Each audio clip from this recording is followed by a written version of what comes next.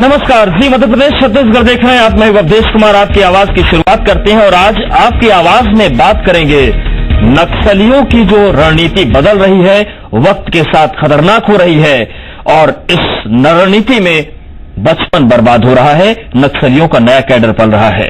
यानी एक तीर से कई निशाने हैं। पर सवाल ये उठता है कि जब लोकतंत्र के लिए नासूर बनने का सिलसिला इतना बड़ा होकर नक्सली चला रहे हैं तो फिर हमारा तंत्र क्या कर रहा है?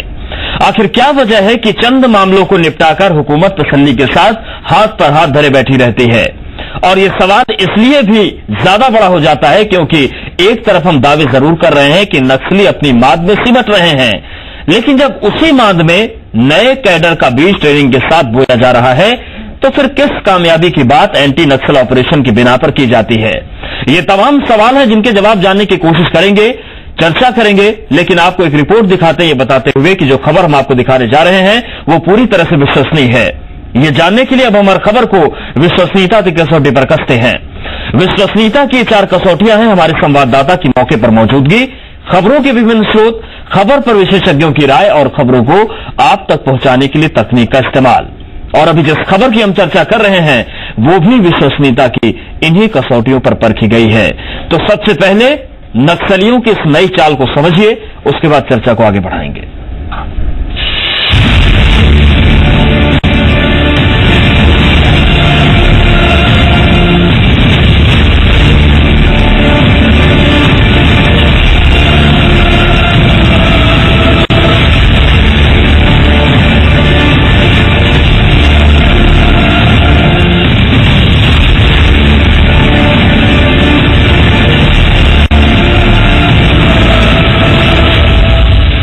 जंगल और जमीन के नाम पर देश के लोकतंत्र को चुनौती देने वाला नक्सलियों का सशस्त्र आंदोलन अब बुजदिली की राह पकड़ चुका है। आदिवासियों के हक की लड़ाई का झूठ फैलाकर देश के खिलाफ हथियार उठाने वाले नक्सली अब उन्हीं आदिवासियों के बच्चों का बचपन लूट रहे हैं। सुरक्षा बलों की कार्रवाई से बचने के लिए नक्सली बच्चों को ढाल की तरह इस्तेमाल करने लगे हैं। इस बात का खुलासा बस्तर के 3 नाबालिग बच्चों ने किया जिन्हें दरभा ब्लॉक के जादा मेटा में सर्चिंग ऑपरेशन के दौरान पकड़ा गया था। जाके नक्सली लोग की खबर पहुंची, अभी इन लोग मतलब पटाखा फोड़ना ये करते थे, पटाखा फोड़ने से भाग जाते थे और मतलब दूर रहने से रास्ता सारा बोल के ये उपयोग करते थे। पैसे डरा धमका करते हैं, पैसे मतलब नहीं जाने करते नहीं तुम काम करते। पुलिस पूछताछ में इन बच्चों ने बताया कि बच्चों का इस्तेमाल नक्सली मुखबिरी के लिए करते हैं। गांव के चारों कोनों में बच्चों की रोजाना ड्यूटी लगाई जाती है। फोर्स या किसी खतरे का एहसास होते ही बच्चे पटाखा फोड़ते हैं। पटाखे की आवाज नक्सलियों के लिए खतरे का संकेत होती है। नक्सली इन बच्चों को राइफल और बम बनाने की ट्रेनिंग देते हैं। जो बच्चे नक्सलियों की बात नहीं मानते उनकी बेरहमी से पिटाई होती है। बस्तर पुलिस के मुताबिक नक्सलियों की प्रताड़ना से आजिज आ चुके ये बच्चे अब अपने घर वापस जाना ही नहीं चाहते। इन बच्चों के बचपन को संवारने के लिए पुलिस विभाग ने अब यह तय किया है कि बच्चों की पढ़ाई लिखाई का इंतजाम सरकारी स्तर पर किया जाएगा। कुछ छोटे बच्चों ने संतरी का काम कर रहे थे और उन्होंने पटाखा वहां पे फोड़ा था। उसके पश्चात ऑपरेशन सर्चिंग के दौरान ये बच्चे फिर से हमारे हाथ लग गए थे। उसके बाद पुलिस से काफी घुल मिल गए थे, तो पुलिस के कैंप में ही वो बहुत संतुष्ट थे। हम लोगों ने जब उनको बोला कि आप फिर से चले जाइए अपने गांव में, तो उन्होंने मना कर दिया बच्चों ने जाने से और बोला कि हम लोग यहाँ पे बहुत खुश हैं और यहीं हम लोग रहना चाहते हैं। आदिवासियों के हित और हक के नाम पर लाल आतंक के कई नकली छद्म से भरे चेहरे सामने आ चुके हैं और उसी फेहरिस्त में नक्सलियों की नई चाल सामने आ रही है जिसमें वो बचपन को बर्बाद कर रहे हैं और उसी बर्बादी के बीच नए नक्सली कैडर का बीज बोने की कोशिश हो रही है। ब्यूरो रिपोर्ट, जी मीडिया। तो ये खुलासा होने के बाद अब कई सवाल खड़े हो रहे हैं। सवाल ये है कि नक्सलियों की रणनीति लगातार बदल रही है, खतरनाक हो रही है, लेकिन फिर हमारा सिस्टम क्या कर रहा है? कुछ खास मेहमान हमारे साथ जुड़ रहे हैं, उनका रुख करेंगे। हमारे साथ श्रीचंद सुंदरानी बीजेपी विधायक जुड़ रहे हैं, ज्ञानेश शर्मा प्रवक्ता कांग्रेस और वीके दामले रिटायर्ड आईपीएस। आप तीनों मेहमानों को बहुत स्वागत है। श्रीचंद सुंदरानी साहब, एंटी नक्सल ऑपरेशन के नाम पर बड़ी बड़ी बातें होती हैं, लेकिन जिस तरीके के खुलासे सामने आते हैं और जिस तरीके से रणनीति नक्सलियों की बदल रही है, क्या उस रफ्तार में आपका एंटी नक्सल ऑपरेशन कहीं ठहरता है? देखिए, एंटी नक्सल ऑपरेशन पूरे मुकाम पे है। जिस प्रकार से नक्सली हताशा, निराशा, पलायनवादी के दौर में है और जिस प्रकार वो बच्चों का इस्तेमाल कर रहे हैं, कहीं न कहीं असुरक्षा के माहौल में अब नक्सली आ गए हैं। और जिस प्रकार से डॉक्टर रमन सरकार ने कमर कसी है छत्तीसगढ़ से नक्सलवाद को समाप्त करने की दिशा में बहुत बड़े कदम उठाए हैं। बहुत बड़े कदमों का हमको थोड़े दिनों और इंतजार करना पड़ेगा और हमें पता चलेगा एक दिन कि छत्तीसगढ़ से नक्सलवाद पूर्ण रूप से सफाया अगर किसी ने किया तो डॉक्टर रमन सरकार ने किया। सरगुजा में हम पूरी तरह से नक्सलवाद का सफाया कर चुके हैं, लेकिन जिस प्रकार से नक्सली अब उपस्थिति दे रहे हैं, बच्चों की आड़ ले रहे हैं, मासूम बच्चों को आगे करके हमले कर रहे हैं, जैसे कि अभी आपने दिखाया। मैं आपको धन्यवाद दूंगा जी परिवार को कि जिन्होंने इस घटना को आगे लाया। बच्चों का जिस प्रकार से शोषण ये लोग कर रहे हैं, नक्सलवाद को इनके कंठ में भरने का काम कर रहे हैं, बच्चों को उनसे जोड़ने का काम कर रहे हैं। कहीं न कहीं हताश और निराश और बुरी तरह से नक्सली अब हताशा के दिशा में ये इस प्रकार की कायराना हरकतें जो कर रहे हैं, इसी का परिणाम है कि नक्सली अब समझ चुके हैं कि छत्तीसगढ़ से बोरिया बिस्तर जल्द बांधना पड़ेगा। ठीक है, ज्ञानेश शर्मा जी, जिस तरीके के खुलासे सामने आ रहे हैं, इनके बीच उस बात का जिक्र भी जरूरी हो जाता है कि बुरकापाल का जब हमला हुआ उसके बाद उस इलाके के कई रोड के प्रोजेक्ट थे जो पूरी तरीके से बंद हो चुके हैं। तो ये नक्सलियों की हताशा है या नक्सलियों की हताशा बताकर कुछ छिपाने की कोशिश चल रही है? देखिए, नक्सलियों द्वारा आदिवासियों को ढाल बनाकर अपने नापाक मंसूबों को पूरा करने की खबरें हमारे संज्ञान में आती रही है, किंतु अब नक्सलियों द्वारा मासूम बच्चों को अपने अमानवीय हरकतों के लिए इस्तेमाल में लिए जाने की खबरें वास्तव में चिंता का विषय है। केंद्र और राज्य की सरकार को इस मामले को बहुत गंभीरता से लेने की आवश्यकता है। लेकिन यदि हम अपने अतीत के कटु अनुभव से, मैं इस बात को कहने के लिए विवश हो रहा हूं कि इस राज्य सरकार से किसी भी प्रकार की ऐसे मामलों में भी गंभीरता की अपेक्षा करना बेमानी है। आज रमन सिंह जी और उसका आधा मंत्रिमंडल अधिकारियों के लाव लश्कर के साथ विदेश की यात्रा पर है। मुझे एक मुहावरा याद आ जाता है जो इस सरकार पर पूरी तरह से फिट बैठती है कि रोम जल रहा था और नीरो बांसुरी बजा रहा था। आज बस्तर जल रहा है, जवान शहीद हो रहे हैं, गांववासी नक्सलियों एवं पुलिसों के खौफ के चलते पूरे गांव को छोड़ने के लिए पलायन करने के लिए विवश हो रहे हैं। मासूम बच्चे नक्सलियों के द्वारा इस्तेमाल हो रहे हैं। इन सारे चीजों से बेफिक्र होकर रमन सरकार केवल निवेशों को लुभाने के बहाने विदेशों की सैर सपाटे में लगे हुए हैं। ज्ञानेश शर्मा जानते हुए भी बहुत बुरी टाटा और जैसी नामी नक्सलवाद को इतनी गंभीरता से समझते हैं। ज्ञानेश जी, अगर आप समझते हैं नक्सलवाद को तो फिर आप लोग हर ऑपरेशन के बाद विरोध में क्यों खड़े हो जाते हैं? आपको हर ऑपरेशन संदेह के दायरे में क्यों नजर आता है फिर? देखिए, कहीं न कहीं ये सारी जो परिस्थितियां आज निर्मित हो रही है बस्तर के अंदर, नक्सलियों का जो आक्रमण दिन नए नए तरीके उनके जो हमारे सामने आ रहे हैं, उसके कहीं न कहीं सरकार की नाकामियां, उसकी आक्रमणता, उसके हाथों में हाथ बैठकर इस प्रकार की जो उसकी जो करतूतें हैं वो सामने आती है, जिससे हमारे मन में भी आक्रोश पैदा होता है कि यार ये सरकार कर रही तो क्या कर रही है। आज आए दिन हमारे जवान शहीद हो रहे हैं, मासूम बच्चों के आपके माध्यम से भी आप खबर आप दिखा रहे हैं, वो इस्तेमाल हो रहा है नक्सलियों के। और बताइए, आधा मंत्रिमंडल सैर सपाटे में है, ये जानते हुए वो बताते हैं हमको हम निवेश करने जा रहे हैं। आप बताइए, टाटा और एसआर जैसी बड़ी कंपनियां केवल सरकार के संरक्षण के अभाव के चलते, इस बदतर हालात के चलते आज वो अपनी बोरिया बिस्तर बांध के यहां से चली गई है। अब वो ये कहते हैं कि हम यहां पे ऐसे हालात में कौन निवेश करेगा। और इस प्रयोजन के लेकर के यदि सरकार ऐसी विपरीत परिस्थितियों को, नक्सली माहौल में जो लोग वहां पे बस्तर में जी रहे हैं, उनको अपने हालात में छोड़ करके यदि कहीं वो विदेश यात्रा में सैर सपाटे के लिए चले जाए तो मैं क्या इसमें उनकी आलोचना नहीं करूं? क्या उसको मैं बड़ाई करूं? मेरा सवाल ये था कि ऑपरेशन को लेकर आप लोग आलोचना करते हैं, हर ऑपरेशन आपके संदेह के घेरे में होता है। वीके दामले साहब, ये कोई नई बात सामने नहीं आई है कि नक्सलियों ने महिलाओं का इस्तेमाल किया अपना शील्ड बनाने के लिए, बच्चों का इस्तेमाल किया। बच्चे पहली बार सामने आ गए, उनकी बाइट सामने आ गई कि किस तरीके का दमन उन्होंने नक्सलियों का झेला है। क्या इस तस्वीर के आने के बाद इसे हम कैसे देखें? नक्सली टूट रहे हैं या रणनीति वक्त के मुताबिक उनकी बदल रही है, जो हमारे लिए चुनौती है?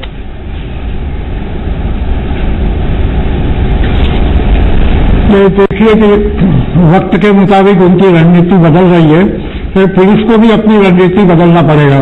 पुलिस से ऐसा लगता है कि सूचना तंत्र है वो उतना मजबूत नहीं है जितना उसको होना चाहिए।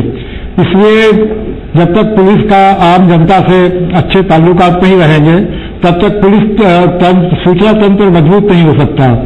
अब ये जब सीआरपीएफ ने, पहले तो सीआरपीएफ ने पूरी जिम्मेदारी अपने ऊपर ले ली थी, लेकिन वो सीआरपीएफ असफल रही है क्योंकि सीआरपीएफ में अफसरों की कमी है।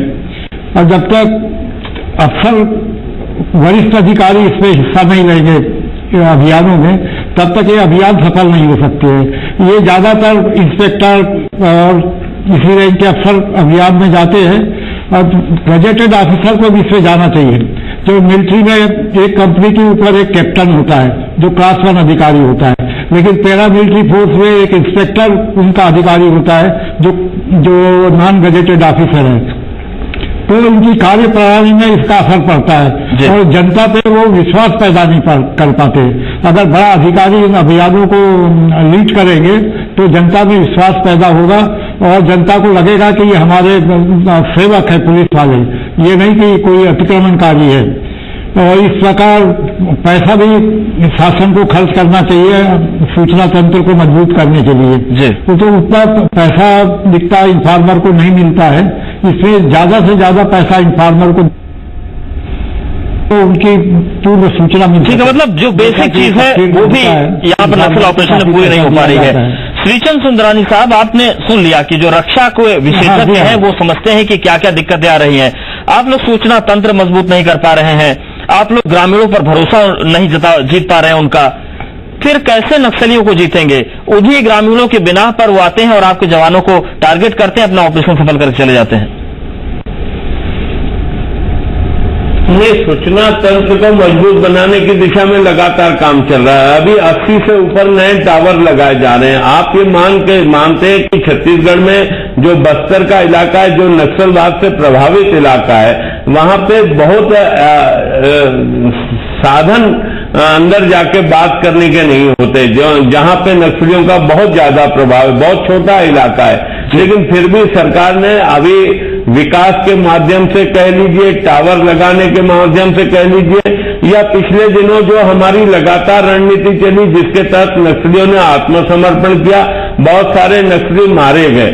कहीं न कहीं मैं फिर इस बात को दोहराऊंगा कि जिस प्रकार नक्सली हताशा के दौर में है, वो अपनी उपस्थिति दर्ज कराने के लिए नए नए हथकंडे अपनाते हैं और सरकार उन पर पूरी तरह से निगाह रखी हुई है। सरकार हाथ पे हाथ धरे नहीं बैठी है। जहां तक खर्च करने की बात है, सारे खर्च वहां पे किए जा रहे हैं। हम विकास के माध्यम से भी नक्सलवाद को समाप्त करना चाहते हैं, लेकिन कहीं न कहीं एकाध घटना ऐसी हो जाती है तो हमारे भी हाथ रुक जाते हैं। लेकिन आपको मैं बता दूं कि हम सुंदरानी साहब, लेकिन जो बच्चों का मामला है, बाल संगम की बात कर लें, बाल दस्ताम की बात कर लें, बीते लगभग 5-6 सालों से तस्वीरें सामने आ रही हैं, तो ये नया खुलासा तो नहीं है? नहीं, नया खुलासा नहीं है, लेकिन बच्चों को आगे करके जिस प्रकार का कायराना हरकतें आज नक्सली कर रहे हैं, जिस प्रकार से आज जो आदिवासियों के हितों की बात करने वाले लोग आज आदिवासियों के हितों पे ही कुठाराघात करने में लगे हुए हैं। निश्चित रूप से मैं आपको बता दूं कि बस्तर के हालात उतने नहीं है कि हमारे कंट्रोल में नहीं है। हम लोग पूरी तरह से नियंत्रण कर चुके हैं। कहीं न कहीं एक आध बार कोई ऐसी घटना करके ये दूसरे राज्यों में चले जाते हैं, क्योंकि छत्तीसगढ़ नक्सलवाद का वो क्षेत्र, वो 5 राज्यों से जुड़ा क्षेत्र है। कहीं न कहीं ये एक समस्या हम लोगों के सामने आती है, एक घटना करके वो दूसरे राज्य में जाके शरण ले लेते हैं। जी, जो स्थिति छत्तीसगढ़ की वो अन्य राज्यों से भिन्न है। जो हम 5-6 राज्य नक्सलवाद से जूझ रहे हैं उनमें छत्तीसगढ़ की स्थिति बिल्कुल अलग है। छत्तीसगढ़ में घटना करने के बाद उनके पास पर्याप्त ऐसे राज्य हैं जहां पे वो जाके अपनी शरण लेते हैं। तो कहीं न कहीं एक बड़ी समस्या अभी केंद्र में हमारी दिल्ली में भी एक बैठक 8 तारीख को हुई थी, 8 अप्रैल को, उसमें ये सारी बातों पे बात हुई है। निश्चित रूप से वे सारे इंतजाम किए जा रहे हैं और अन्य राज्यों का भी उसमें सहयोग लेकर, केंद्र से सहयोग लेकर इस नक्सलवाद की सफाई की दिशा में हम निश्चित रूप से बहुत आगे बढ़ चुके हैं। ठीक है ज्ञानेश शर्मा जी, लेकिन जिस तरीके से रणनीति नक्सलियों की बदल रही है, अगर हम भेजी में जाएं, बुरकापाल में जाएं, तो वहां पर ग्रेनेड वाले तीरों का इस्तेमाल हुआ, मॉडस ऑपरेंडी की पूरी तरीके से बदल गई, बच्चों को वो अपनी ढाल के तौर पर इस्तेमाल कर रहे हैं। तो इसमें जब इस तरीके की दिक्कतें सामने आ रही है तो कैसे सरकार बढ़े? एक जिम्मेदार विपक्ष के तौर पर आप लोग का सुझाव महत्वपूर्ण हो जाता है। देखिए, मुझे ऐसा लगता है कि देखिए जो नक्सलियों द्वारा मासूम बच्चों को इस्तेमाल करने की बातें हैं और ये हमारी जो चिंता है वो डर में तब्दील हो रहा है। अब कुछ दिनों बाद स्कूल के नए सत्र प्रारंभ हो रहे हैं। निश्चित रूप से क्योंकि वहां बस्तर में शासन प्रशासन नाम की कोई चीज नहीं है, सरकार का पूरा नियंत्रण बस्तर से लगभग समाप्त हो चुका है। वहां पूरी तरह नक्सलियों और भगवान के भरोसे में बस्तर है। ऐसे में ये नक्सली जो हैं आने वाले कुछ दिनों में जब स्कूल खुलेंगे तो जैसे आपने रिपोर्ट बताया और बहुत सारी घटनाएं इसके पहले भी इन स्कूलों में घटित हो चुकी है, ये स्कूल और बच्चे कहीं नक्सलियों के निशाने में न हो, इसकी भी चिंता सरकार को करनी चाहिए। और एक बात मैं आपको और बताता हूं, कुछ नीतियां हैं जैसे हम लोग हमेशा केवल विरोध करके संज्ञान में लाते हैं। सरकार की कुछ गलत नीतियां भी इस सब के लिए जिम्मेदार है। सरकार ने आउटसोर्सिंग के बहाने जो बाहरी लोगों को नौकरी देने की जो एक नीति बनाई है, उसके चलते भी वहां के युवाओं में सरकार के खिलाफ जबरदस्त आक्रोश है। अब मुझे ये डर है और हमें चिंता भी सता रही है, कहीं ये युवाओं की आक्रोश को भी कहीं नक्सली भुना तो नहीं रहे हैं, ये आक्रोश उनका ढाल के रूप में काम तो नहीं आ रहा है। इन सारी चीजों पर सरकार को चिंता करने की आवश्यकता, ईमानदारी चिंता करने की आवश्यकता है। मुझे ऐसा लगता है कि अब बरसात का जो मानसून का समय है 15 दिन मुश्किल से बचा है। ऐसे में पूरे सरकार का ध्यान केवल और केवल बस्तर मुख्यालय में बैठ करके इस नस्ली समस्या के समाधान के लिए समूल कैसे इसको नष्ट किया जाए, जब केंद्रीय बटालियन और राज्य सरकार के जो पुलिस प्रशासन के बीच में कैसे समन्वय सामंजस्य स्थापित करके इस 15 दिनों का कैसे सदुपयोग करे, इसकी चिंता सरकार को होनी चाहिए। आप किसी नक्सली की एक रणनीति को आप नाकाम करने की कोशिश करते हैं, इसके पहले ही नक्सलियां और कई प्रकार की नीति नए इस प्रकार की हरकतें करके पूरी व्यवस्था को हिला देते हैं। और देखिए दामले साहब, जिस रफ्तार के साथ नक्सलियों की रणनीति बदल रही है, फिर चाहे वो हथियारों के इस्तेमाल को लेकर हो, फिर चाहे वो इंसानों को हथियारों के तौर पर इस्तेमाल करें, इसका रास्ता क्या है? कैसे नक्सलवाद हारेगा? इसको नष्ट करने के लिए कोई ठोस योजना पर काम करे। देखिए, मैं एसपी बस्तर भी रहा हूँ और zonal IG Bilaspur Rewa zone का भी रहा हूँ, और हमने ये देखा है कि जिला प्रशासन में तालमेल की कमी नजर आती है। जो जिला प्रशासन है उसमें अच्छा तालमेल होना चाहिए और कलेक्टर साहब को भी इसमें लीड लेना चाहिए। कलेक्टर साहब के साथ साथ चुने हुए जनप्रतिनिधि है, वो भी अगर जनता में जाएंगे और जो सरकार का जो मैसेज है जनता तक पहुंचाएंगे खुद होकर, तो जनता पे असर पड़ेगा। ये सिर्फ पुलिस समस्या नहीं है, पुलिस समस्या अब ये छोड़ के अपना अलग हो जाना ये अब ठीक चीज नहीं मालूम होती है। सबको समन्वय की भावना से जब तक पूरा जिला प्रशासन आपस में तालमेल से आगे नहीं बढ़ेगा और कलेक्टर साहब लीड नहीं लेंगे इन सब कामों में, तो समस्या का हल जरा मुश्किल से निकलेगा। पहले जो कलेक्टर रहे हैं, बीडी शर्मा रहे हैं, नरोना साहब रहे हैं, बड़े नामी कलेक्टर रहे हैं बस्तर में, और उन्होंने काफी काम किया था और उससे समस्या को बड़ा सुविधा दिया था। लेकिन अभी नए जो कलेक्टर के ब्रीड आ रहे हैं, वो दिखता है कि उतने जनता से उतने घुल मिल नहीं पाते। ठीक है, मतलब पुराने जो अनुभव है उनसे सीखना होगा, जनता के बीच भरोसा जीतना होगा, तब जाकर नक्सलवाद का खात्मा हो पाएगा। तीनों मेहमानों को बहुत शुक्रिया हमारे साथ जुड़े आप। आपने इस गंभीर मसले पर अपनी राय दी। तो कुल मिलाकर तस्वीर यह है कि नक्सली अपनी लड़ाई में इंसानों को भी, बच्चों को भी ढाल बनाने से नहीं चूक रहे हैं। ऐसे में इस लड़ाई को अगर जीतना है तो पहले से ज्यादा सजगता प्रशासनिक स्तर पर दिखानी होगी। फिलहाल आपकी आवाज सुनता है।